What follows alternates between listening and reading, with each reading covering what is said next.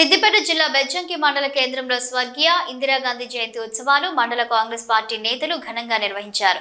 స్వర్గీయ ఇందిరాగాంధీ చిత్రపటానికి పూలమాలలు వేసి నివాళులర్పించారు. అనంతరం బెజ్జంకి మండల వ్యవసాయ మార్కెట్ కమిటీ చైర్మన్ పులికృష్ణ, మండల కాంగ్రెస్ పార్టీ అధ్యక్షులు ముక్కిస రత్నాకర్ రెడ్డి మాట్లాడుతూ దేశం కోసం ప్రాణాలు అర్పించిన వీరవనిత అని ఇందిరాగాంధీ సేవలు మర్చిపోలేనివని కొనియాడారు. రాజకీయ రంగంలో ఎన్నో ఆర్థిక సంస్కరణలను తీసుకువచ్చి దేశాన్ని అన్ని రంగాల్లో అభివృద్ధి పరిచిందన్నారు.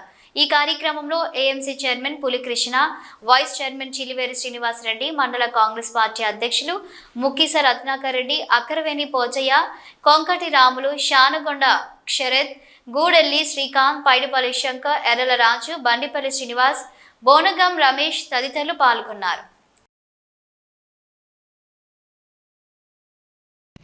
ఇందిరాగాంధీ జయంతి సందర్భంగా స్థానిక శాసనసభ్యులు డాక్టర్ కవంపల్లి సత్యనారాయణ ఆదేశాల మేరకు బెజ్జంకి మండల కాంగ్రెస్ ఆధ్వర్యంలో బెజ్జంకి చౌరస్తా వద్ద నిర్వహించడం జరిగింది.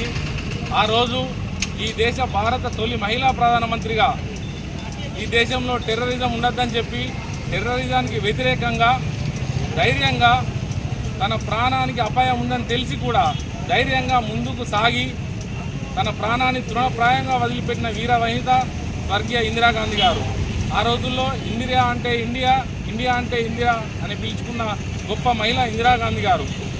కాంగ్రెస్ పార్టీ కార్యకర్తగా, ఈ దేశ పౌరునిగా ఇందిరాగాంధీ గారి ఆశయాలను నెరవేరుస్తామని చెప్పి ఈ సందర్భంగా తెలియజేసుకుంటూ ఇందిరాగాంధీ జయంతి సందర్భంగా ఘనంగా నిర్వహించడం జరిగింది.